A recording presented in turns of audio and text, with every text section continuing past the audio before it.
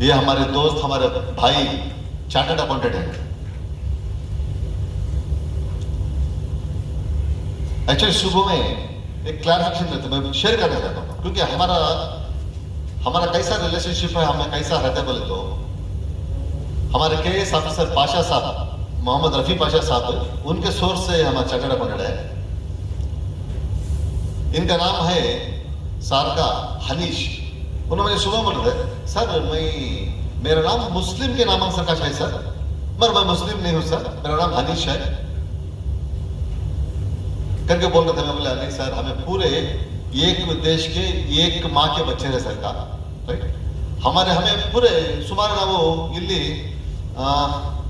Minimum ಒಂದು 40 ಹಳ್ಳಿಯಿಂದ ಬಂದಿದ್ದೀವಿ ನಾವೆಲ್ಲ, ಪಟ್ಟಣದವರೆಲ್ಲ. ವೈಟ್ ಫೀಲ್ಡ್ ಇದು ಹೆಸರು ಇರೋದು, ವೈಟ್ ಫೀಲ್ಡ್ ಅವರು ಒಬ್ಬರೇ ಇರೋದಿಲ್ಲ, ಅಥವಲ್ಲ. ಸುಮಾರು 40-50 ಹಳ್ಳಿಗಳಿಂದ ಬೆಳಗ್ಗೆ 5 ಗಂಟೆ 5:30 ಗಂಟೆಗೆ ಬಿಟ್ಟು ನಾವು ಬಂದಿರೋದು, ರೈಟ್. ಸಾಹೇಬ್ ಚಾರ್ಟರ್ಡ್ ಅಕೌಂಟೆಂಟ್ ಆಗಿದ್ದಾರೆ, CA ಮಾಡಿದ್ದಾರೆ. ಆಕ್ಚುಲಿ ಬಹಳ ಜನಕ್ಕೆ ಗೊತ್ತಿಲ್ಲ, CA ಮಾಡಿದ್ರೆ ಅವ್ರಿಗೆ ಎಷ್ಟು ಪೊಟೆನ್ಷಿಯಲ್ ಇದೆ, ಎಷ್ಟು ಜನಕ್ಕೆ ಸಹಾಯ ಮಾಡಬಹುದು, ಎಷ್ಟು ದೇಶಕ್ಕೆ ಸಹಾಯ ಮಾಡಬಹುದು, ಹಾಗೂ ಇವರು ಉನ್ನತಿ ಪಡಿಬಹುದು, ಎಷ್ಟು ಸಕ್ಸಸ್ ಆಗ್ಬೋದು, ಎಷ್ಟು ಇನ್ಕಮ್ ಸಂಪಾದಿಸಬಹುದು ಅನ್ನೋದು ನಮಗೆ ಬಹಳ ಜನಕ್ಕೆ ಗೊತ್ತಿಲ್ಲ. ಅದಕ್ಕೆ ಇವತ್ತು ಏನಾಗಿದೆ, ಜನವರಿ 1 ಇಂದ ಒಂದು GST ಅನ್ನೋದು ಬರ್ತಾ ಇದೆ, ಗೊತ್ತಿಲ್ಲ. GST ಆಲ್ರೆಡಿ ಇದೆ, GST ಒಂದು ಹೊಸ ರೂಲ್ ಬರ್ತಾ ಇದೆ. ಫ್ರಮ್ ಜನವರಿ 1 ಯಾರೇ GST ಪೇಮೆಂಟ್ ಮಾಡಿಲ್ಲ ಅಂದ್ರೆ ಸರ್ಕಾರದವರು ಇನ್ನು ಮುಂದಕ್ಕೆ ಮನೆ ಹತ್ರ ಉಳ್ಕೊಂಡು ಬರ್ತಾರಂತೆ. ಫ್ರಮ್ ಜನವರಿ 1 ಸರ್ಕ್ಯುಲರ್ ಆಲ್ರೆಡಿ ಬಂದ್ಬಿಟ್ಟಿದೆ, ನನ್ನ ಹತ್ರ ಇದೆ ಸರ್ಕ್ಯುಲರ್. ನಾವು ಲಾಸ್ಟ್ ಟೈಮ್ ಸಿದ್ಲಘಟ್ಟದಲ್ಲಿ, ವಿಜಯಪುರದಲ್ಲಿ ಎಲ್ಲ ಮೀಟಿಂಗ್ ಮಾಡುವಾಗ ಬಹಳ ಜನ ನಮ್ಮ ಕಮಿಷನರ್ ಕೇಳ್ತಾ ಇದ್ದಾರೆ, ಸರ್ ನಾವೆಲ್ಲ ಸಿಲ್ಕ್ ಬಿಸ್ನೆಸ್ ಮಾಡ್ತೀವಿ, ನಾವೆಲ್ಲ GST ಮಾಡ್ಕೊಂಡಿಲ್ಲ, ಏನ್ ಸರ್ ಮಾಡೋದು? ಅದಕ್ಕೆ ಇವತ್ತು ವಿಶೇಷವಾಗಿ ಸಾಹೇಬರು ಅರ್ಧ ಗಂಟೆ ಸಮಯ GST ಬಗ್ಗೆ, ಯಾಕಂದ್ರೆ ಬಹಳ ಜನ ವ್ಯಾಪಾರ ಮಾಡೋದಿದ್ವಿ ನಾವು, ಕರೆಕ್ಟಾ? ಅಥವಾ ನಾನು ಮಾಡ್ತಾ ಇಲ್ಲ, ನಮ್ಮ ಫ್ಯಾಮಿಲಿ ಮೆಂಬರ್ಸ್ ವ್ಯಾಪಾರ ಮಾಡ್ತಾರೆ, ಕರೆಕ್ಟಾ? ಅದಕ್ಕೆ ನಾವು GST ಹೇಗೆ ಮಾಡ್ಕೊಳ್ಬೇಕು, GST ಇಂಪಾರ್ಟೆನ್ಸ್ ಏನು, GST ಮಾಡೋದ್ರಿಂದ ನಾವು ಯಾವುದೇ ಕಾರಣಕ್ಕೆ ನಾವು ಕಾನೂನು ಮುಂದೆ ತಲೆಬಗ್ಸಂಗಿಲ್ಲ. ನಾವು ನಮ್ಮ ದೇಶ ಅಭಿವೃದ್ಧಿಗೋಸ್ಕರ ನಾವು ಸಹಕಾರ ಮಾಡ್ಬೋದು, ಹಾಗೂ ನಾವು ಅಭಿವೃದ್ಧಿ ತಗೊಳ್ಬೋದು. ಅದ್ರ ಬಗ್ಗೆ ಒಂದು ಅರ್ಧ ತಾಸು ನಮಗೆ ಡೀಟೇಲ್ ಆಗಿ ಪಾಯಿಂಟ್ ಟು ಪಾಯಿಂಟ್ ನೀವು ಕೇಳಿಸ್ಕೊಳ್ಳಿ. ಜೊತೆಗೆ ನಿಮ್ಗೆ ಏನಾದ್ರು ಕ್ವಶನ್ಸ್ ಇದ್ರೆ ಸಹ ನೀವು ಕೇಳಿ, ಸಾಹೇಬ್ ಅರ್ಥ ಮಾಡಿಸ್ಕೊಳ್ತಾರೆ. Let us welcome mister Hanish sir.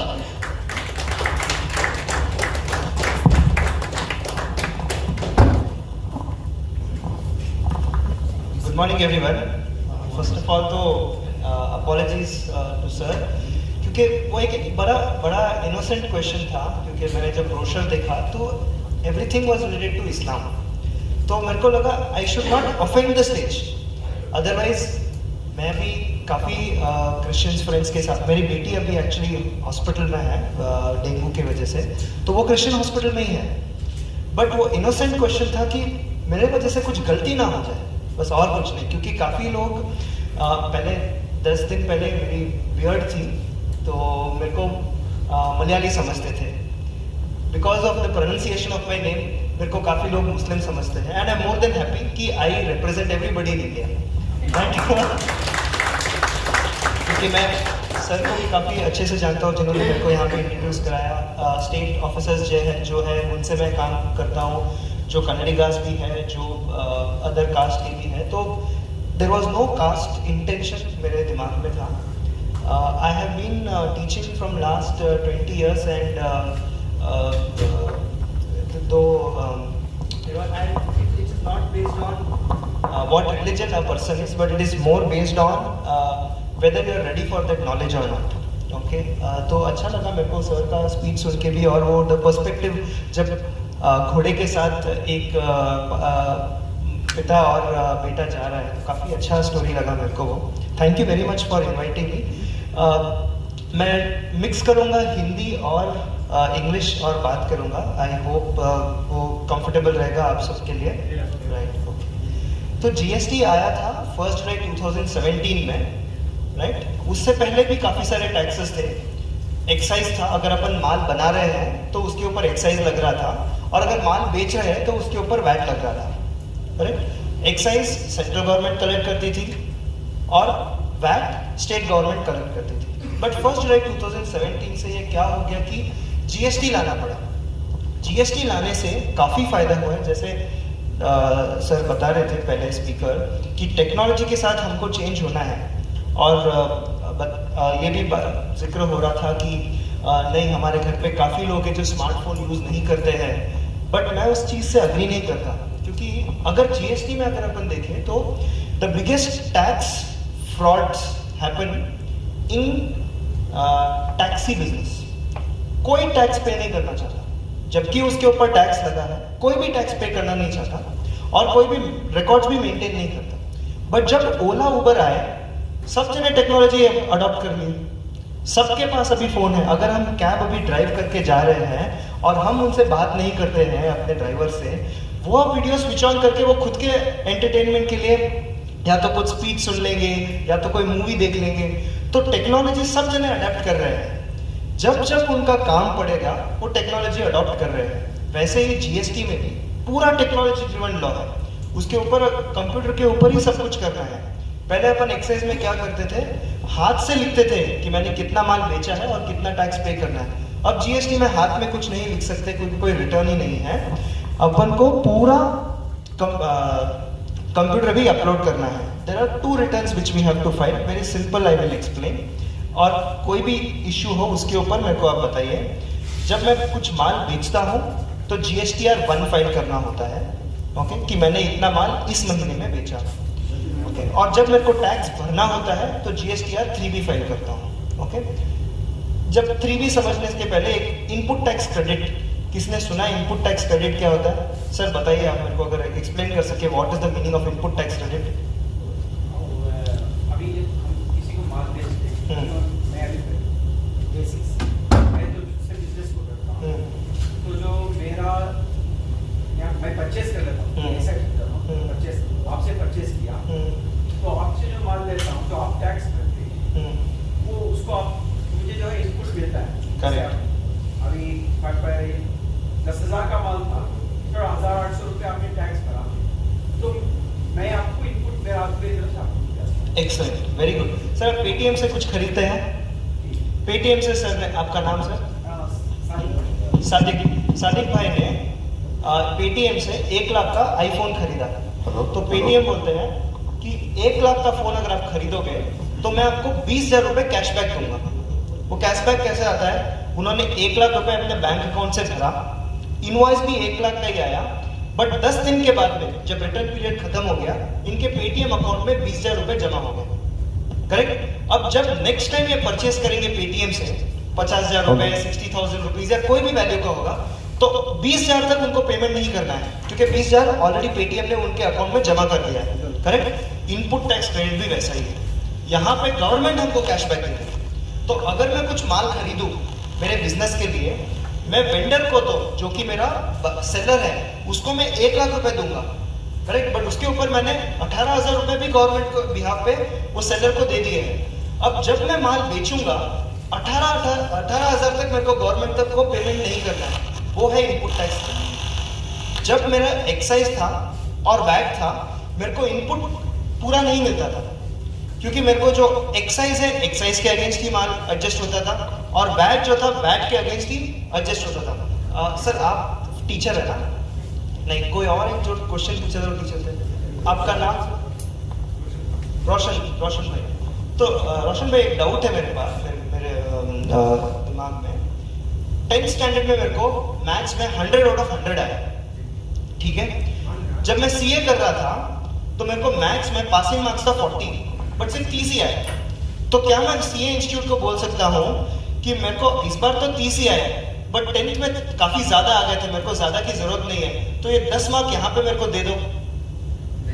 नहीं कर सकते। वैसे ही जब मैं एक्साइज पे करता था वो सेंट्रल गवर्नमेंट को जाता था, मैं एक्साइज टैक्स पे कर रहा हूँ, वो स्टेट के अगेंस्ट एडजस्ट नहीं हो पाता था क्योंकि 2 डिफरेंट अथॉरिटीज थे। अब जीएसटी आने की वजह से क्या हो गया है, मैं कुछ भी खरीदूं किसी भी चीज के अगेंस्ट एडजस्ट कर सकता हूं। वो सबसे बड़ा फायदा है जीएसटी का कि मैं कुछ भी खरीदूं। जैसे अगर शॉपर स्टॉप का एग्जांपल लेते हैं, शॉपर स्टॉप भरते थे सर्विस टैक्स, वो है सेंट्रल गवर्नमेंट, बट माल बेचते थे जिसके ऊपर वैट लगता था। तो इनपुट था सर्विस टैक्स जो सेंट्रल गवर्नमेंट है और आउटपुट था वैट जो कि स्टेट गवर्नमेंट है। एडजस्ट नहीं हो पाता था, वो 10th स्टैंडर्ड और सीए एग्जाम्स की तरह हो गया। बट अब क्या हो गया जीएसटी आने के बाद में, इनपुट भी CGST SGST है, वो सेंट्रल और स्टेट है, और आउटपुट भी CGST SGST है, वो सेंट्रल और स्टेट गवर्नमेंट है, तो मैं एडजस्ट कर पा रहा हूँ। सो सबसे बड़ा फायदा बिजनेस को GST आने के बाद में ये है कि अगर मैं टैक्स भरूं, जो पहले मेरा खर्चा होता था, आज मेरा कैशबैक हो गया है, और सबको कैशबैक पसंद है, किसको नहीं पसंद है, करेक्ट? तो ये एक चीज अपन को ध्यान में रखना है। सेकेंड, अब क्या हो गया, जैसे बेनिफिट मेरे को मिलने लगा वैसे फ्रॉड भी बढ़ने लगा, राइट? तो अब टैक्सी ड्राइवर क्या कर रहा है, अभी उस ओला का भी रजिस्ट्रेशन होगा, उबर का भी रजिस्ट्रेशन होगा, वो अपना कार्ड भी अपन को दे देगा कि सर नेक्स्ट टाइम आना हो, ओला तो 1000 रुपए आपसे चार्ज करेगा, आप मेरे को डायरेक्टली फोन कर दो, मैं 900 में आपको दे दूंगा, करेक्ट? तो जैसे अपन को बेनिफिट मिल रहा है वैसे फ्रॉड भी इंक्रीज हो रहा है। अगर आप न्यूज़पेपर में देखेंगे, रिसेंट 150 करोड़ कैश बरामद हुआ, कैश 150 करोड़ बरामद हुआ। वो कैसे करते हैं? वेरी सिंपल, मैं आपको भी इनवॉइस दे दूंगा, आपको भी इनवॉइस दे दूंगा, सबको इनवॉइस दे दूंगा, उसके ऊपर 18% टैक्स लगा दूंगा, ओके? जब मैं मेरा GSTR 1 फाइल कर दूंगा, तो आप सबको तो क्रेडिट मिल गया, कैशबैक मिल गया आप सबको, क्योंकि मैंने तो मेरा रिटर्न फाइल कर दिया। बट जब GSTR 3 भी फाइल करना होता है, मतलब जब मेरे को टैक्स भरने की बारी आती है, तब मैं टैक्स नहीं भरता हूँ, मैं वो रिटर्न ही फाइल नहीं करता हूँ, आपको क्रेडिट पास ऑन कर देता हूँ, बट मैं टैक्स नहीं भरता हूँ। तो अब 1 जनवरी 2022 से उस चीज को स्ट्रिक्ट करते हुए कि काफी सारे फ्रॉड हो रहे हैं, अब गवर्नमेंट क्या बोल रही है कि अगर आपने GSTR 1 भरा और जिसमें आपने बताया कि आपका लायबिलिटी 1 करोड़ है, बट आपने रिटर्न नहीं भरा, या रिटर्न भरा जिसमें आपने सिर्फ 80 लाख बताया, मतलब 20 लाख रुपए गवर्नमेंट को नहीं पहुंचे, बट फिर भी आपने कैशबैक ले लिया, सामने वाले ने 1 करोड़ का क्रेडिट ले लिया, बट जबकि गवर्नमेंट को सिर्फ 80 लाख मिले हैं, तो वो 20 लाख रिकवर करने के लिए या 20 लाख रिकवर करने के लिए वो डायरेक्टर के घर तक भी जा सकते हैं। ऑफिस में तो फर्स्ट जाएंगे, वहां पे नहीं मिले तो डायरेक्टर और एम्प्लॉइज के घर भी जा सकते हैं। तो इस वजह से अपन को बहुत सतर्क रहना पड़ेगा कि अपन रिटर्न्स में क्या फाइल कर रहे हैं और कितना अपन को टैक्स पे करना है, वो कर रहे हैं या नहीं कर रहे हैं, क्योंकि ये अपना पैसा नहीं है, अपन ने तो कलेक्ट किया है और अपन गवर्नमेंट को पे कर रहे हैं। सेकेंड इंपॉर्टेंट अमेंडमेंट जो अभी 1 जनवरी से आ रहा है, पहले जो फैब्रिक था उसके ऊपर टैक्स था सिर्फ 5%, अब हो जाएगा 12%। तो वो भी हमको बहुत ध्यान रखना पड़ेगा। वो सब एंड कस्टमर अगर वो बोलेगा कि 1000 रुपए का आप मेरे को 1770 रुपीज देना है, मैं नहीं पे करूंगा, सिर्फ 1000 ही पे करूंगा, तब वो अपने जेब से जाएगा। बट MRP चेंज होंगे धीरे धीरे और उसके बाद में सब जनों को यूज टू हो जाना पड़ेगा। वो 1000 का माल अभी 1100 में ही मिलेगा।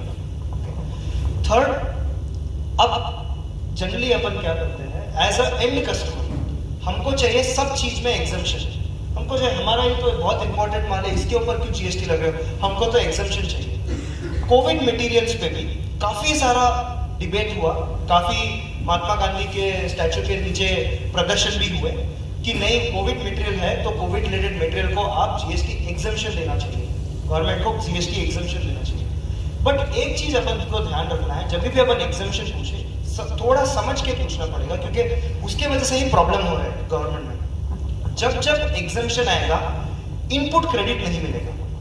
एग्जाम्पल, मैंने पेटीएम से 1 लाख रुपए का माल खरीदा, मेरे को 20,000 का कैशबैक मिला। अगर मैं पेटीएम से नेक्स्ट कुछ खरीदूंगा ही नहीं, तो वो 20,000 का कैशबैक यूज होगा? कुछ भी यूज नहीं होगा। वो 20,000 वैसे के वैसे ही पड़े रहेगा और 6 महीने के बाद में वो लैप्स हो जाएगा, करेक्ट? उसके बाद में मेरे को नया अकाउंट ही खोलना पड़ेगा। वैसे ही अगर मैं कुछ माल खरीद रहा हूं और उसके सामने अगर मैं टैक्स नहीं भर रहा हूं, अगर मेरे को मास्क बनाना है, उसके लिए मैंने फैब्रिक खरीदा, राइट? फैब्रिक के ऊपर मैंने GST भरा, बट आउटपुट पे मैं टैक्स नहीं भर रहा हूं क्योंकि मैंने प्रदर्शन किया और उसके बाद में गवर्नमेंट ने एग्जम्पशन दे दिया। अब वैट पेएबल, GST अभी मास्क के ऊपर पेएबल नहीं है, तो इनपुट मेरे पास पड़ा है, उस इनपुट का करूंगा क्या? वो इनपुट लैप्स हो जाएगा, मतलब मेरा आईफोन 80,000 का नहीं है, वो 1 लाख का ही है। तो जब हम एग्जम्पशन पूछेंगे तो जो अपन ने इनपुट खरीदा है उसके ऊपर मेरे को कॉस्ट होगा, जो टैक्स मैंने भरा है वो मेरा कॉस्ट होगा। तो जब भी अपन एग्जम्पशन पूछेंगे, हमको पूरा टैक्स फ्री नहीं मिल रहा है, इनडायरेक्टली हमको टैक्स लग रहा है परचेज साइड पे। नेक्स्ट, नया एक रूल है ई-कॉमर्स के ऊपर, उसके ऊपर भी अपन डिस्कस कर सकते हैं। जैसे सबको एम्पायर की बिरयानी तो अच्छी लगती होगी, राइट? तो एम्पायर से अगर हम बिरयानी खरीदते हैं, मैं एम्पायर में जाके बिरयानी खरीदूंगा और वो मेरे को 200 रुपये चार्ज करेंगे, उसके ऊपर 5% टैक्स लगाता है, करेक्ट? क्योंकि रेस्टोरेंट के ऊपर 5% टैक्स ही है, राइट? अब वो घर पे मैं IPL मैच देख रहा हूँ या फिर कुछ मूवी देख रहा हूँ, तो मैंने जोमेटो से ऑनलाइन ऑर्डर कर दिया, फिर भी एम्पायर ही टैक्स पे करेगा, क्योंकि अल्टीमेटली तो उन्होंने ही मेरे को बेचा है।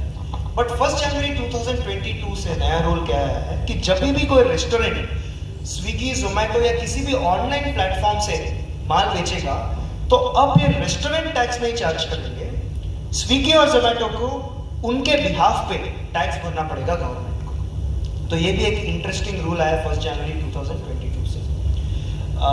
सर मेरे को बता रहे थे कि काफ़ी सारे यहाँ पे जो है वो एजुकेशनलिस्ट हैं और बिजनेसमैन भी हैं, तो from education perspective I would feel there is lot to unlearn. जो भी हमारा बैगेज है, GST के पहले का नॉलेज है, वो पूरा अपन को भूलना है और GST को नए नजरिए से देखना है, क्योंकि हमारे आसपास अगर आप देखेंगे सब जगह GST, हम बच नहीं सकते, आसपास सब जगह GST। 1 January 2022 again, I am sorry अगर वो डेट बार बार रिपीट कर रहा हूँ, अगर मैं नीचे जाऊँ और मेरे को घर जाना है यहाँ से, तो ऑटो लूँ, उसके ऊपर GST नहीं लगेगा।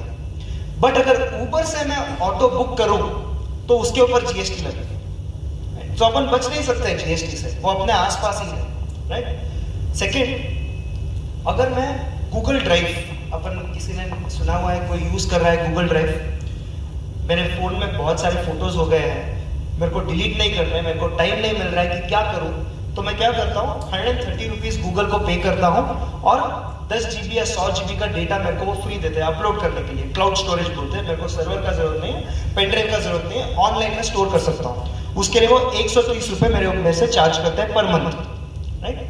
अब वो 130 के ऊपर वो GST लगाता है, राइट? बट जैसे ही मैं GST नंबर मेरा खुद का वहां पे गूगल में डालता हूँ, वो 130 रुपए के ऊपर GST नहीं डालते हैं। क्यों? क्योंकि अब ये हो जाता है इंपोर्ट ऑफ सर्विस, मतलब मैंने बाहर की कंपनी से सर्विस खरीदी है और मैं बिजनेस एंटिटी हूँ। अगर मेरे पास GST है तो मैं बिजनेस एंटिटी हूँ, मेरे को अब टैक्स भरना पड़ेगा, गूगल अभी टैक्स नहीं भरेगा। तो मतलब अगर मैं एंड कस्टमर हूँ, मतलब मैं एक टीचर हूँ और मेरा आउटपुट कुछ नहीं है, मेरे को सिर्फ सैलरी आ रहा है, राइट? तो गूगल मेरे बिहाफ पे टैक्स पे करेगा। बट अगर मैं बिजनेसमैन हूँ और मेरा GST नंबर अपलोड करता हूँ गूगल के प्लेटफॉर्म पे, तो वो मेरे बिहाफ पे टैक्स पे करेंगे। तो अगर आप देखेंगे कहीं पे भी आप जाए, होटल में अपन आए हैं, राइट? यहाँ पे 5% टैक्स लगेगा।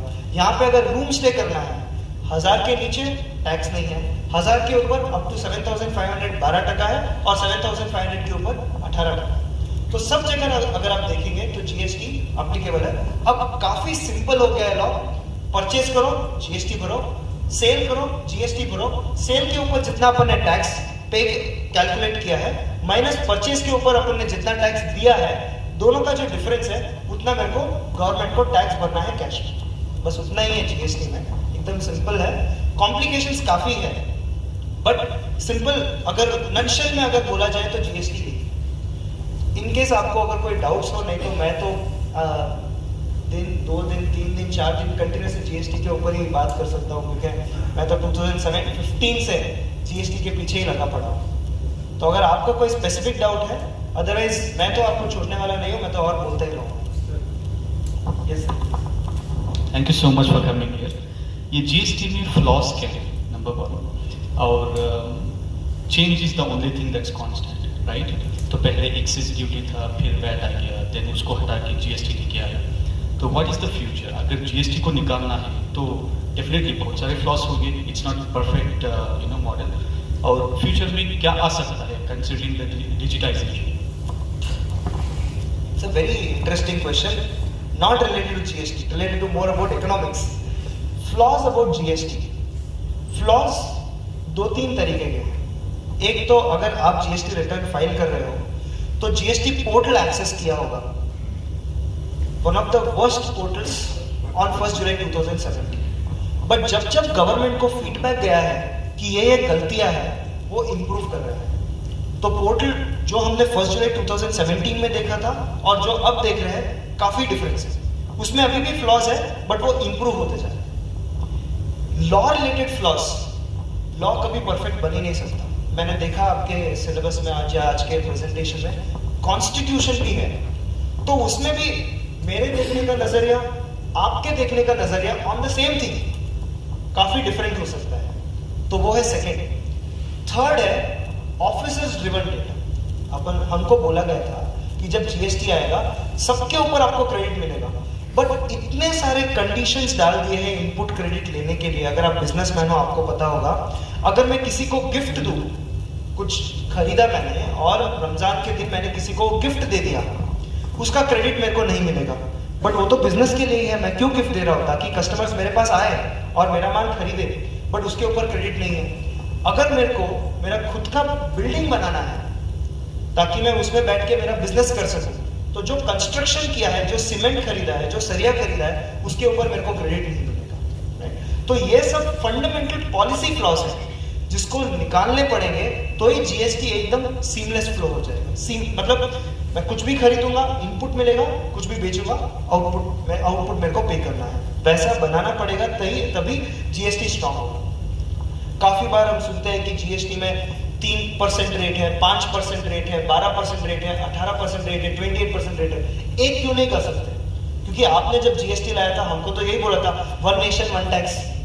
आपने यहाँ पे तो इतने सारे स्लैब कर दिए, तो पहले भी जो इश्यूज थे, मैं 5% में भरूंगा, आप बोलोगे 12%। सैनिटाइजर टेक्निकली 18% रेट था, बट सबको लगा ये कोविड रिलीफ मटेरियल है तो इसके ऊपर 5% ही भरना पड़ेगा, तो सबने स्टार्टिंग में 5% ही भरा। सबको नोटिस आ गया कि नहीं, आपने 5% क्यों भरा, आपको तो 18% भरना था।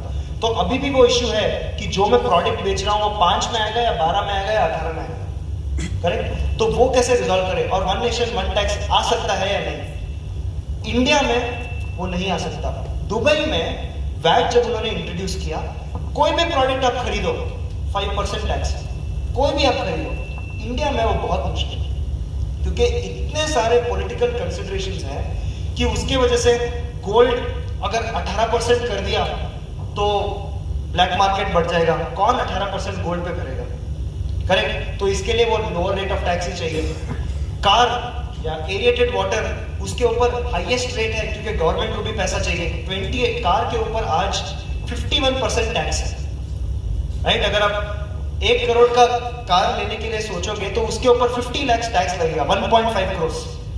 तो ताकि गवर्नमेंट क्या बोल रही है कि अगर आप 1 करोड़ का कार अफोर्ड कर सकते हो तो 50 लाख मेरे को भी दे दो, राइट? इनडायरेक्टली वो वही बोल रहे हैं। तो जो अफोर्ड कर सकता है उससे वो ज्यादा टैक्स ले रही है ताकि काफी चीजों पे कंसेशनल रेट में, राइट? तो उसके वजह से अगर मिल्क है तो वो तो रेगुलर कंजम्पशन है, व्हीट है, राइस है, उसके ऊपर टैक्स नहीं है। बट अगर आप उसको ब्रांड में बेच रहे हो, आशीर्वाद आटा के नाम से बेच रहे हो, तो मैं थोड़ा टैक्स ले लेता हूँ 5%। तो उसी चीज के वजह वो कंसिडर करके सब प्रोडक्ट्स को 5 में, 12 में, 18 में। अब बहुत बड़ा इश्यू हो गया कि जो भगवान को प्रसाद लगता है अब उसको भी टैक्स करोगे, तो उसके वजह से धरने हो गए देश में कि तिरुमला तिरुपति देवस्थानम, वहां पे लड्डू मेरे को जो मिल रहा है फ्री में, उसके ऊपर तो टैक्स नहीं है क्योंकि वो फ्री है, बट बाहर काउंटर पे 50 रुपए में लड्डू भी बिकते हैं और कांति स्वीट में भी लड्डू बिकते हैं, तो कांति स्वीट का टैक्स पे कर रहा है। अभी तिरुमला तिरुपति देवस्थानम नहीं भर रहा है, तो भरना चाहिए नहीं? गवर्नमेंट ने बोला नहीं, आपको भरना है वहां पे भी, क्योंकि आप तो लड्डू बेच रहे हो। तो सब जने आ गए रास्ते पे, अपन लोग आप भगवान के प्रसाद के ऊपर भी टैक्स लगा रहे हो। तब गवर्नमेंट ने बोला नहीं नहीं नहीं, ये मेरी गवर्नमेंट हिल जाएगी, ठीक है, मगर प्रसाद की तरह लड्डू बिका तो टैक्स नहीं है, अगर कांति स्वीट में वही लड्डू बिका तो टैक्स, राइट? तो उसके वजह से स्लैब्स काफी है, बट स्लैब्स यहाँ पे होने के वजह से कंफ्यूजन भी बहुत है, राइट? तो आइसक्रीम वो खाना है या खाना नहीं है? मतलब खाना नहीं है मतलब हेल्थ के हिसाब से नहीं बोल रहा हूँ। अगर वो गुड्स है तो 18% टैक्स लगेगा, अगर वो रेस्टोरेंट में बन रहा है तो 5% लगेगा। तो आपके हिसाब से आइसक्रीम पे 5% लगना चाहिए, 18% लगना चाहिए? सबको लगता है कि एटलीस्ट मेजॉरिटी को लगता है 5 लगना चाहिए क्योंकि it is like restaurant only. Government ने 3.5 साल के बाद में अब क्लैरिफिकेशन दिया है, नहीं नहीं नहीं, ice cream is not service, it is not restaurant, it is goods, उसके ऊपर 18% टैक्स चार्ज करें। तो ये जो रेट्रोस्पेक्टिवली चेंज कर देते हैं लॉ को कि आज मेरे को बोल रहे हैं 2 साल बाद में पहले मेरे को क्या करना चाहिए था, वो एक सबसे बड़ा फ्लॉ है, वो उनको नहीं कर, अगर कुछ क्लैरिफिकेशन भी दे, सबने गलती से 5% चार्ज कर भी दिया है, तो आप बोलो कि 1 जनवरी से या 1 अप्रैल से अब नया रूल आ गया है, आपने जो किया आप छोड़ दो, अभी से आपको 18% ही भरना है या 5% ही भरना है। एटलीस्ट मैं मेरे प्राइसिंग में तो फैक्टर कर दूं, मैं मेरे जेब से नहीं भर रहा हूँ, मैं कस्टमर से 18 लूंगा, आपको 18 दूंगा। बट आज क्या हुआ है, मैंने कस्टमर से 5 लिए हैं, अब मेरे को 3 साल पहले आप नोटिस भेजोगे कि आपको 13% डिफरेंशियल पे करना है, 13% तो मेरा मार्जिन भी नहीं है, उसके ऊपर 18 का इंटरेस्ट, उसके ऊपर 100% पेनल्टी। तो मैं क्या करूंगा, दुकान बंद करके या दुकान का नाम चेंज करके, पैन चेंज करके मैं वही का वही बिजनेस स्टार्ट करूंगा। आपको तो टैक्स नहीं मिलेगा और मैं टैक्स चोरी करता रहूंगा। तो वो एक फंडामेंटल इश्यू है जीएसटी में। फ्यूचर क्या है जीएसटी का? मेरे को नहीं लगता जीएसटी अब निकाल सकते हैं, अब आ गया है वो, निकाल तो नहीं सकते, ओनली थिंग इज इंप्रूव कर सकते हैं। एक्साइज 1944 में आया था, 1944 में एक्साइज आया था, निकला कब? 2017 में। जीएसटी आया है 2017 में, तो एटलीस्ट 100 इयर्स तो रहेगा, अनलेस कुछ एक ड्रास्टिक स्टेप भी आ जाए कि नहीं जीएसटी नहीं रखेंगे, कुछ और टैक्स लाएंगे। But majority of the countries ने जीएसटी अडॉप्ट किया है सम वे और द अदर। यूरोपियन कंट्रीज में अभी भी जीएसटी को वैट ही बोलते हैं, राइट? बट कॉन्सेप्ट सेम है, वैल्यू एडेड टैक्स। आपने अगर 100 में कुछ खरीदा और 120 पे बेच रहे हो, तो आपको टैक्स भरना है 20 के ऊपर। कैसे? 120 के ऊपर आप टैक्स ऑफर करोगे, -100 के ऊपर ऑलरेडी आपने टैक्स भर दिया है, तो इफेक्टिवली आपके हाथ से तो 20 के ऊपर ही टैक्स भरा जाएगा। तो वर्ल्ड ओवर वैट ही चलता है, which in our country we call it as GST. निकालना बहुत मुश्किल है, but only thing is my request to the government and all the trade bodies is to represent, ताकि बेटर लॉ बने। उसको निकालना नहीं है, बट उसको बेटर करना है ताकि सबको कन्वीनियंट रहे। ये टैक्स है, right? End of the day nobody wants to pay tax, सबको अपना प्रॉफिट चाहिए। उसमें अगर ये रेट्रोस्पेक्टिवली चेंज करके अपन को टैक्स भरने का बोले, तो वो किसी को मजा नहीं आता है। I hope I've answered your question. Yeah. Any questions? Yes, sir. I'm very sorry. I handle only GST. हाँ, income tax का कोई clue ही नहीं है मेरे को. I have no idea. Though I am a CA. Next speaker. I'm sorry for that. इतना complicate नहीं रहेगा। कौन सा? आप कोई उनका IT का जो सवाल रहेगा ना, तो आपके लिए तो थोड़ा ABC रहेगा। मैं ट्राई करूंगा, बट रॉन्ग आंसर दे दिया तो अकाउंटेबल नहीं होगा। ट्राई करूंगा। Yes sir. मेरा सवाल ये है कि जैसे कि 5 लाख के ऊपर अगर इनकम होगा तो उसे इनकम टैक्स लगेगा। जिसकी 5 लाख इनकम में है, अब वो इनकम टैक्स नहीं भरेगी, IT फाइल नहीं करेगी, तो बैंक के अंदर क्या हो गया कि कंपलसरी IT रिटर्न्स का ये कुछ लोन के लिए, अब वो क्या कर सकते हैं, किस तरीके से लोन ले सकते हैं? नहीं, आप रिटर्न फाइल कीजिए, जी। उसमें इनकम टैक्स पेएबल 0 बताइए। अब अगर आपका इनकम से समझिए 1 करोड़ है, आप डिक्लेयर करेंगे 1 करोड़, अप टू 5 लाख 0 बताएंगे। 5 लाख से अबाउट 10%, 20%, 30% टैक्स भरेंगे। तो आप इनकम टैक्स भरिए, sorry income tax return file कीजिए, बट टैक्स पेएबल सिस्टम में ही आपको 0 आएगा। इनकम टैक्स रिटर्न भरिए, 0 करके दिखाना है। हाँ, सिर्फ रिटर्न फाइल करिए बस। एक क्वेश्चन और है हाँ सर। एक आदमी है, उसका इनकम है जो 7 लाख, ओके, तो he has to pay income tax for 2 lakhs। Correct. तो उसका इतना खर्चा है कि वो 8 लाख से भी ज़्यादा जाता है, यानी वो भी पे करना है क्या income tax? Income tax is on income. जैसे सैलरीड एम्प्लॉइज है, तो भले ही उनका इनकम या सैलरी 7 लाख है, बट खर्चा 8 लाख है। वो कैसे सस्टेन कर रहे हैं पता नहीं, क्रेडिट कार्ड से मोस्टली कर रहे हैं, राइट? बट टैक्स तो पूरा का पूरा भरना है। बट अगर आप बिजनेसमैन हो और आपका सेल्स है 1 करोड़, बट खर्चा उसके लिए हो गया 1.05 करोड़, तो इनकम टैक्स नहीं है। तो वो एम्प्लॉई और एम्प्लॉयर में वो फर्क है। एम्प्लॉयर को प्रॉफिट पे टैक्स पे करना है, एम्प्लॉई को सैलरी जो आता है उसके ऊपर टैक्स पे। Thank you sir.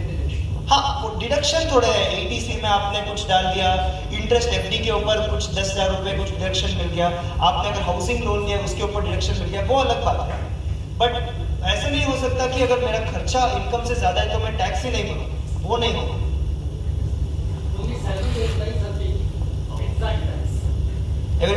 evading. Till 19 That's what salary. एक बुक है जो इंडिया में बैन है अभी, हमिश मैलकम की बुक है द पॉलिएस्टर प्रिंस। और इंडिया का पॉलिएस्टर प्रिंस कौन है? Dhirubhai Ambani. At that point in 1996 तक Reliance was one of the biggest companies in India, one of the biggest companies, private limited companies in India. उनका टैक्स उन्होंने कितना पे किया पता है आपने? 1996 तक इनकम टैक्स 0 रुपीज। जब जब उनका इनकम बढ़ता था वो खर्चा बढ़ा देते थे। कैसे? नया प्लांट खरीद लेते थे तो उसका depreciation was more than there income. उसके वजह से लॉ को अमेंड करना पड़ा, मिनिमम ऑल्टरनेट टैक्स लाना पड़ा, ताकि एटलीस्ट सर आप इतना टर्नओवर कर रहे हो, मिनिमम तो कंट्रीब्यूट करो, राइट? तो उसकी वजह से मिनिमम ऑल्टरनेट टैक्स लाना पड़ा। वेरी अमेजिंग बुक हमिश मैलकम की, वो बैंड है बट अगर आप गूगल में सर्च करोगे तो मिल जाएगा। काफी सारी चीजें सीखने के लिए उससे, कि कैसे एक बिजनेसमैन गवर्नमेंट को इंश्योर कर सकता है कि वो लॉ फॉलो नहीं करेगा और गवर्नमेंट लॉ फिर चेंज करती है ताकि वो भी लॉ फॉलो करे। इंटरेस्टिंग है। और कोई क्वेश्चंस है? Yes sir. CGST और SGST का डिफरेंस है? हाँ, okay, very good question sir. अब how does somebody become a MP, MLA? उनको इन्वेस्टमेंट करना पड़ता है, काफी सारे पैसे खर्च करने पड़ते हैं, करेक्ट? मिनिस्टर भी अगर बनते हैं तो काफी सारे पैसे खर्च करने पड़ते हैं। अब वो खर्च किए हैं तो उनको फिर से रिटर्न लाने भी है पैसे। मतलब कैसे लाएंगे? रोड बनाने के लिए स्कैम करेंगे, करेक्ट? तो स्कैम से ही उनको पैसे मिलेंगे। I am giving a lighter weight, collar मत पकड़ेगा, राइट? तो अब उनको पैसे कैसे मिलेंगे? अगर सब पैसे एक ही अकाउंट में जा रहे हैं तो किसी को स्कैम के पैसे नहीं मिलेंगे। तो इन्होंने अब सब बैठ के 1 जुलाई 2017 के पहले बैठे वो और बोले देखो मैं भी मिनिस्टर बना हूं स्टेट में, मेरे को भी पैसा चाहिए। दिल्ली वाले ने बोला मेरे को भी पैसे चाहिए, आंध्रा वाले ने बोले मेरे को भी पैसे चाहिए। ठीक है, काम करते हैं, टैक्स को 3 चीजों में डिवाइड कर देते हैं, CGST, SGST, IGST। ठीक है? CGST का स्कैम सिर्फ सेंट्रल गवर्नमेंट करेगा, मतलब वो पैसा सेंट्रल गवर्नमेंट। SGST का स्कैम सिर्फ स्टेट गवर्नमेंट करेगा, तो वो स्टेट के पास जाएगा। बट अगर कर्नाटका से माल तमिलनाडु जा रहा है तो कर्नाटका वाले को तो पता नहीं कि वो तमिलनाडु जा रहा है, आंध्रा जा रहा है, वो तो बॉर्डर पे है, तो हमको पता नहीं है कौन स्कैम करेगा। तो वो इंटीग्रेटेड टैक्स, वो है पेटीएम का मनी बैलेंस, जो आप अमेजॉन में भी यूज कर सकते हो, फ्लिपकार्ट में भी यूज कर सकते हो, करेक्ट? वैसे IGST नाम लेते हैं। जब माल तेलंगाना में पहुंच जाएगा तब हमको पता चल गया कि तेलंगाना गवर्नमेंट 50% ले लेगी और सेंट्रल गवर्नमेंट 50% ले लेगी। तो कौन से गवर्नमेंट को पैसा मिलेगा उसके हिसाब से ये डिवाइड हुआ है। अगर सेंट्रल गवर्नमेंट है तो CGST, स्टेट गवर्नमेंट है तो SGST या UTGST, और अगर हमको पता नहीं है तो IGST। जब जब माल जहां पे जाएगा वो स्टेट को 50% और सेंटर को 50% देगा। क्यों हुआ है? जब GST नहीं आया था, एक्साइज सेंट्रल गवर्नमेंट को जा रहा था, वैट स्टेट गवर्नमेंट को जा रहा था। अब दोनों लॉ निकल गए तो सेंटर ने जो अपना पावर गिव अप किया उसके लिए उनको CGST मिल गया। स्टेट ने जो पावर दे दिया कि मेरे को वैट नहीं लगाना है, उसके लिए SGST। क्लियर? ये कहीं लिखिएगा मत क्योंकि उसके वजह से। Yes sir please. GST तो बना लेते हैं, बहुत सारे लोग क्या करते हैं पर्सनल यूज के लिए कर लेते हैं। मैंने डील खरीद लिया, करेक्ट, मेरे पास GST नंबर है, उसके फ्लॉस क्या है? टेक्निकली वो नहीं करना चाहिए क्योंकि GST is a self assessment tax. मेरे हिसाब से क्या टैक्स भरना है मेरे को वो भरना है। और 17(5) सेक्शन 17(5) अगर अपन देखें clearly says anything for personal use you should not take the credit. तो मेरे को डिक्लेयर करना है कि कौन सा पर्सनल है, कौन सा बिजनेस है, बिजनेस के लिए यूज करना है। बट काफी लोग उसको पर्सनल का बिजनेस बताएंगे कि नहीं मेरे को तो ऑफिस में सोफा चाहिए, मेरे को टीवी चाहिए क्योंकि जूम कॉल कर रहा हूँ, उस हिसाब से क्रेडिट ले रहे हैं। But that should not be done. How can the government track? There is no mechanism. जिस दिन अपने ऑफिस आएंगे और देखेंगे आपने तो 5 टीवी खरीदे हैं बट है ऑफिस में एक ही टीवी, तो उस दिन नोटिस इश्यू करेंगे। और जब नोटिस इश्यू करेंगे वो टैक्स, इंटरेस्ट और पेनल्टी इतना होगा कि उसमें एक्चुअली आप 4 टीवी और खरीद सकते थे। तो दैट्स द थिंग। बहुत लोग कर रहे हैं, काफी लोग कर रहे हैं सर, काफी लोग कर रहे हैं। गोल्ड भी खरीद लेते हैं घर के लिए। बट गोल्ड में क्या होता है, अगर मेरा बिजनेस कपड़े का है तो गोल्ड का तो यूज ही नहीं है, मैंने अगर गोल्ड खरीद के इनपुट लिया तो मैं तो गिफ्ट ही दूंगा, गिफ्ट के ऊपर क्रेडिट नहीं मिलता है। तो गोल्ड के ऊपर नहीं लेते हैं, किसके ऊपर लेते हैं? फर्नीचर के ऊपर। मेरा नया घर बन रहा है तो उसका जो भी फर्नीचर है, मैं वो इंटीरियर डेकोरेटर को बोलूंगा, सर आप मेरे को कुछ फर्नीचर का वगैरह बिल मत दीजिए, सोफे का दीजिए, टेबल का दीजिए, वर्क स्टेशन का दीजिए, तो उसके हिसाब से मैं इनपुट ले सकता हूँ। बट जब फिजिकली मेरे असेट्स है 1 करोड़ या 50 लाख, बट घर पे ऑफिस में आके देख रहे कि एक नीलकमल की चेयर है, तो वो मैच नहीं हो रहा है, तो वो आपको डिटेल्स पूछेंगे और फिर रिवर्स करने का बोलेंगे। वेरीफाई भी होता है। नॉट एवरीवन ऑडिट में पिक होता है, तो अगर आपने बहुत ज़्यादा ही इनपुट ले लिया और उस बिजनेस में उतना इनपुट नहीं होना चाहिए था, तो नोटिस आएगा और वो आपको विजिट करेगा। सर एनुअल टर्नओवर कितना है जीएसटी का इंडिया में? मतलब कितना पैसा आ जाता है गवर्नमेंट को? अब तो उनका टारगेट है टैक्स का 1 lakh crore per month per month? Is the target. GST collection पूछ रहा हूँ। हाँ, जीएसटी कलेक्शन। नहीं, वो पूछ रही थी जीएसटी अभी जो ये कितने तक 3 मंथ्स तक करने का है अभी, जो 20 करोड़ के अंदर है। नहीं, वो वही समझ। आई थिंक वो कलेक्शन नहीं बोल रहे, कलेक्शन। बट जीएसटी लिमिट्स है। अगर 20 लाख के ऊपर अगर अपन माल बेच रहे हैं तो जीएसटी का रजिस्ट्रेशन कंपलसरी है। कर्नाटका में वो लिमिट 20 लाख से 40 लाख कर दी गई है। अगर आप इंटरस्टेट गुड्स नहीं बेचते हैं, मतलब अगर सिर्फ कर्नाटका में ही बेच रहे हो और सर्विस नहीं दे रहे हो, तो 20 लाख का लिमिट 40 लाख कर दिया Karnataka. Right sir, thank you. Thank you sir, thank you sir, thank you Anish sir. देखो अनिश भाई का जो प्रेजेंटेशन स्किल्स है ना, माशाल्लाह बहुत अच्छा है। सर आप बैठना है सर 5 मिनट के लिए। बहुत अच्छा स्किल्स है, करेक्ट है। ये कैसे आता है? अभी क्या मालूम है, थोड़ा अभी क्या क्या कि टैक्स के बारे में नाम पढ़ रहे हैं, हमने क्या मालूम भाई, क्या तो मैं बयान नहीं भेजा था, अच्छा रहता था। नहीं वो तो हमें सुनते रहते, वो तो हमें हमेशा सुनते रहते, राइट। एक्चुअली क्या है अमित भाई, गाड़ी है नहीं, तुम्हारी गाड़ी पेट्रोल डलाते नहीं, उसे टैक्स भरते नहीं, रोड पर जाते हवा में नहीं आते ना, वो रोड पर टैक्स भरते नहीं। जाको होटल में चाय लेते तेरी जगह क्या है, चाय के ऊपर भी टैक्स पता, करेक्ट है? क्या रीजन भाई? तो उसके लिए बैठो बैठो, उसके लिए क्या मालूम, हर चीज को हमें मालूम कर लेना है। क्यों मालूम कर लेना है? खासतौर पर हमारे यहाँ क्या वसीम भाई, हमारे यहाँ जो नौजवान जो है ना, आने वाले दिनों के अंदर इनका बिजनेस जो है इंशाअल्लाह, अभी हमारे जो साथियां जो सॉफ्टवेयर में ही अच्छे अच्छे जॉबा में ही 1 लाख 1.5 लाख 2.5 लाख साल में कमाने वाले भी साथियां हैं। महीने कितना कमाते? 2.5 लाख कमाने वाले यहाँ बैठ को ही हर महीना उनका सैलरी होता है, और साल को 10 करोड़ टर्नओवर करने वाले बिजनेसमैन भी यहाँ बैठ को ही। उसका क्या बोलते हैं, मोर मनी मोर प्रॉब्लम्स, ज्यादा पैसा ज्यादा problems, less money less problems, no money no problem.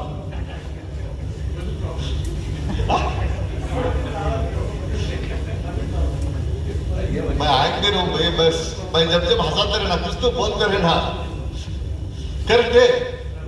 मोर money more problems, less money less problems, no money no problems.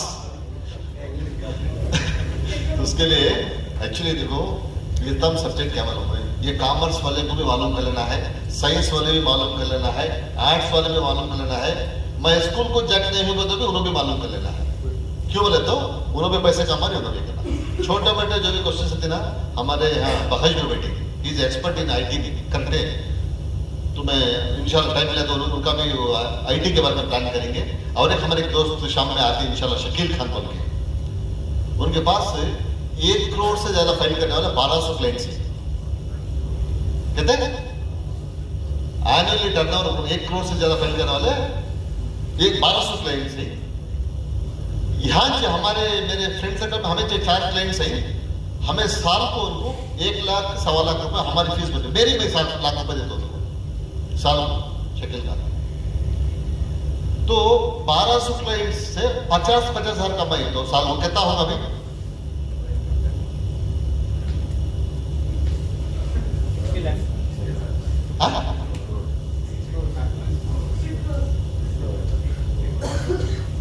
BCom कर ले को, बाद में ऑडिटर का काम करते करते, बाद में CA उन्होंने 7-8 साल लगता है क्लियर करने कर ले को, आज जितने भी अभी अभी हमारे हरीश में बोल रहे थे ना, एम्पायर होटल का, स्काई डायग्नोस्टिक का बहुत टॉप जो है पूरा उन्होंने लिया एक 1200 फ्लाइट्स है इनके पास।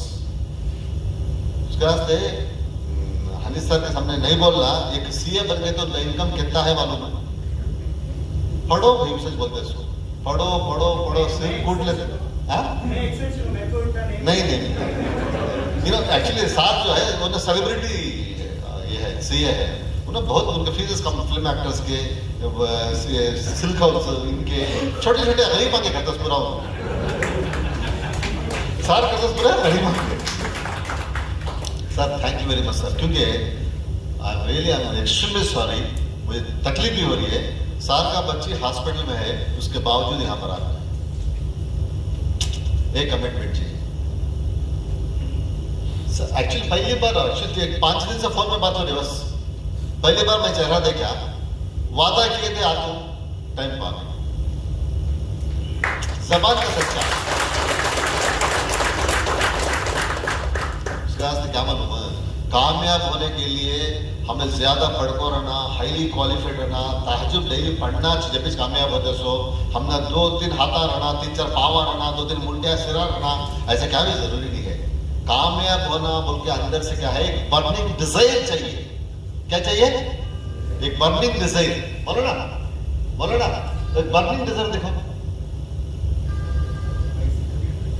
देखो दुनिया में टॉप ट्रेनर, दुनिया का टॉप ट्रेनर जो है उसे देखो, उसके बाद मुझे तो जब भी देखते तो मुझे अपने आप को शर्म आती है। मुझे कहते हैं तो शर्म आती, बोलो देखे जरा गौर से देखो।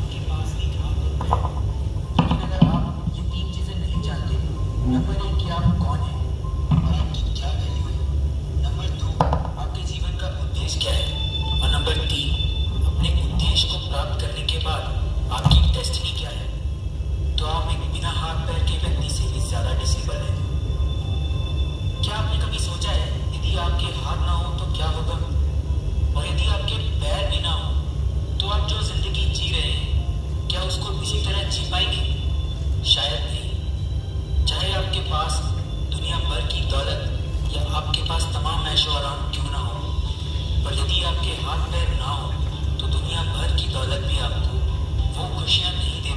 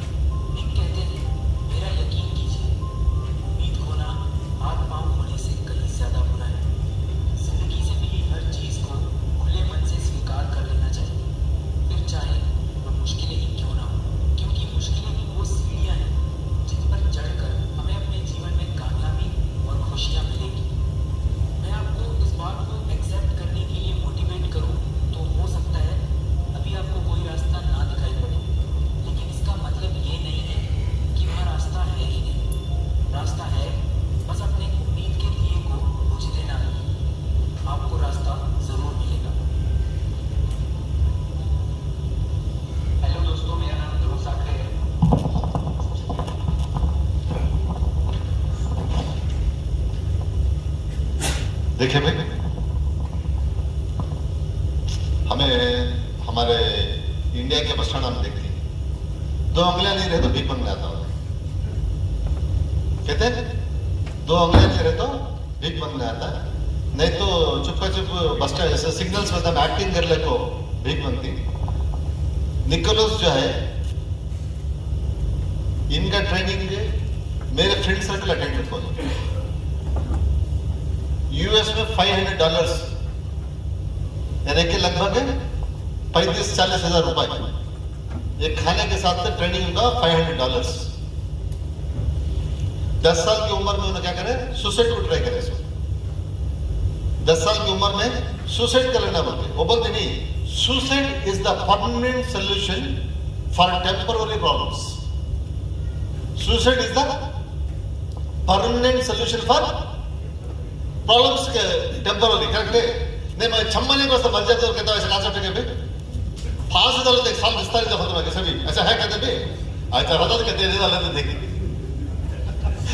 क्या है भाई, क्या आसिम साहब छम्मने को फांसी डालो तो किसे मिलता नहीं, ऐसा कहते भाई चंद भाई नहीं। Suicide is the permanent solution for temporary problems जो है टेम्पररी। 10 साल की उम्र में ये लड़का सुसाइड करना चाहा, करेक्ट है, 2 हाथ नहीं, 2 पाँव नहीं। उसके बाद में 17 साल की उम्र में उसका खुद का एनजीओ बनाया, लाइफ विदाउट लिम्स। 17 साल की उम्र में क्या किया, खुद का एनजीओ बनाया। आज 2 बच्चा का बाप, खूबसूरत बीवी है, दुनिया का एक सबसे बड़ा मालदार आदमी। इरादा जी, इरादे मजबूत रहना, हमें क्या की खिदमत करना, इंसान की खिदमत करना कोशिश करते हैं। 2 जने को बुलाते, 2 जने नहीं है तो 3 माह हमें खुद हाफ हो जाते। 2 जने को बुलाते, कहते करेंगे आओ भाई, इंसान के लिए कुछ करेंगे, देश के लिए कुछ करेंगे, कौम के लिए कुछ करेंगे, तो 2 जने बुलाती, 2 जने नहीं है तो 30 आदमी खुद ही ने हाथ होगा, हो नहीं हो। अरशद, तुम नहीं तो कोई और सही, तुम नहीं तो कोई और सही, कोई और नहीं तो कोई और सही। I am going with you और without you, I am going with you और विदाउट यू। तुम्हें आई तो भी जाता हूं, तुम्हें नहीं आई तो भी जाता हूं, तुम्हें आई तो भी मैं प्रोग्राम अटेंड करता हूं, तुम्हें नहीं आई तो भी प्रोग्राम अटेंड करता हूं, तुम्हें आई तो भी मैं खिदमत करता हूं, तुम्हें नहीं आई तो भी मैं खिदमत करता हूं। उनको जब इरादा लेकर निकलता ना, वो जब सामने वाले देखते हो, नहीं आने वाले क्या होते, ये आदमी क्या करता है, इसके साथ में जम जाना, पूरा जम जाती है। करेक्ट है नहीं, मैं क्या करता उनको, तुम्हारी हिम्मत में मैं करना का खास हो, तुम्हें नहीं है तो मैं भी नहीं जाता करता, उन्हें समझ आता इसकी कैपेसिटी क्या बताओ है नहीं है। तो उसके लिए इरादा कर लेना, क्या है, हमें मरना है, अल्लाह को जवाब देना है, मरना है, अल्लाह को जवाब देना है। अल्लाह पूछेंगे तो क्या कर रहे हैं उनको, हमें जवाब देना है, नहीं देना है। तो उसके लिए हर आदमी तैयार रहना है। मैं कुछ ह्यूमैनिटी की सर्विस करना, सर्विस टू ह्यूमैनिटी करना बोल के, अरे अपने लिए कोई भी जी सकता है यार, अपनों के लिए जीना, अपने इंसानों के लिए जीना, अपने मुल्क वाले के साथ जीना, उनके लिए जीना है। ये हमारे अंदर ये फायर रहना है। इंशाअल्लाह मुझे पूरी उम्मीद है, जो भी सत्य है भाई, सिर्फ तुम्हारे लिए नहीं, मैं मेरे लिए नहीं, मैं अपनों के लिए, अपने कौम के लिए, अपने देश के लिए मैं जीना बोल के तुम्हारा इरादा है इंशाल्लाह, है नहीं है इंशाल्लाह। तो वो एक मकसद रखना चाहते हैं सामने। तो यहाँ पर मैं रिक्वेस्ट कर लेता हूँ, हमारे टीम के 2 यंग एनर्जेटिक डायनामिक 16-17 साल के 2 छोकरा भी आ गए आज, राइट। तो हमारे बुजुर्ग यंग एट हार्ट, राइट, हमारे आमिर साहब, आसिम साहब, हमारे सदर साहब नासिर भाई को मैं स्टेज पे बुलाता हूँ, प्लीज जल्दी फास्ट आओ।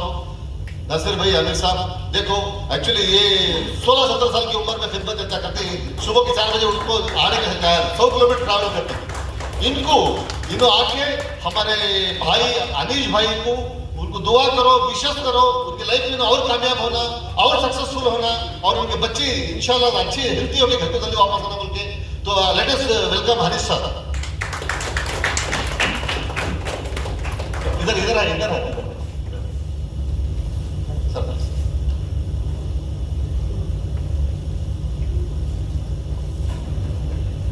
लास्ट 10, 11, 12 साल से दीनियात के साथ में मिलकर हमारे बुजुर्ग खिदमत कर रहे हैं, right.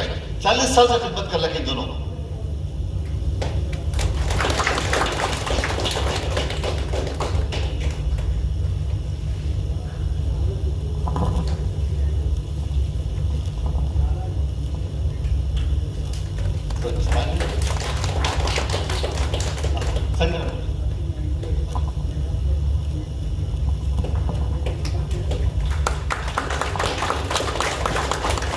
Thank you Anil sir, साल में एक बार 1 घंटे के लिए हमको मिलिए।